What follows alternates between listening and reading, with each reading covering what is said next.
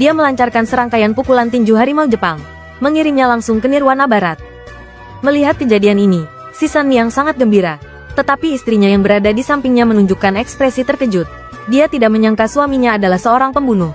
Dan agar tidak melibatkan istri dan anaknya, Jinsi melompat ke atap dan berlari ke kejauhan. Melihat itu, si Sun Yang segera mengejarnya. Mereka berdua saling kejar-kejaran di atap, tetapi secara tidak sengaja jatuh ke kandang sapi.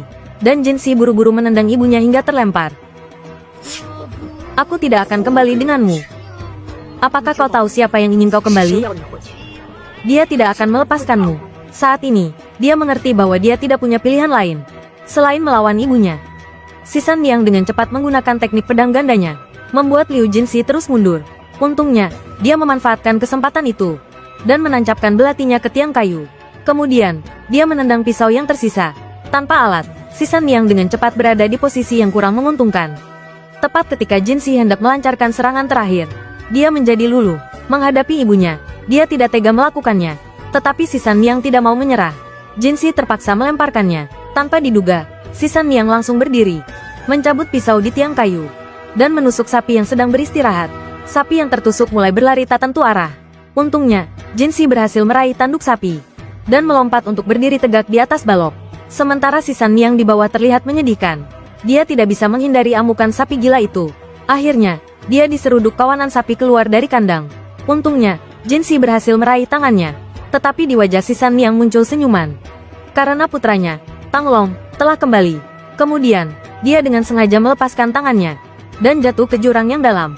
Di tempat lain, ketika Bai Jiu memimpin pasukan kembali ke desa, melihat pemandangan tragis di desa, dia menyimpulkan bahwa itu disebabkan oleh 72 pembunuh bumi. Namun beberapa bawahannya ketakutan dan melarikan diri. Hanya Tu Bai Jiu yang tersisa. Karena dia bersikeras untuk menangkap Jinsi kembali untuk dihukum. Dan Liu Jinsi tahu bahwa dosanya sangat besar. Jadi dia rela kembali bersamanya untuk menerima hukuman.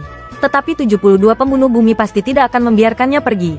Jadi, Tu Bai Jiu memikirkan sebuah rencana, yaitu menggunakan jarum emas untuk memotong saraf vagus Jinsi, menyebabkan arteri utamanya terluka, menyebabkan pernapasan dan jantungnya berhenti seketika, menyebabkan keadaan mati suri. Tetapi proses ini hanya dapat dipertahankan selama 15 menit. Jika melebihi waktu tersebut tanpa dibangunkan tepat waktu, maka akan menyebabkan kematian total.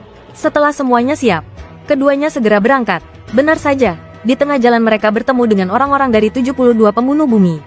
Kakak laki-laki yang memimpin melihat adik laki-lakinya kedua telah meninggal, berduka dan menatap langit sambil menangis.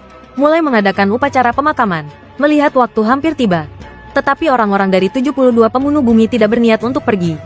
Tu Bai Jiu tidak terlalu peduli, bergegas ke kereta kuda untuk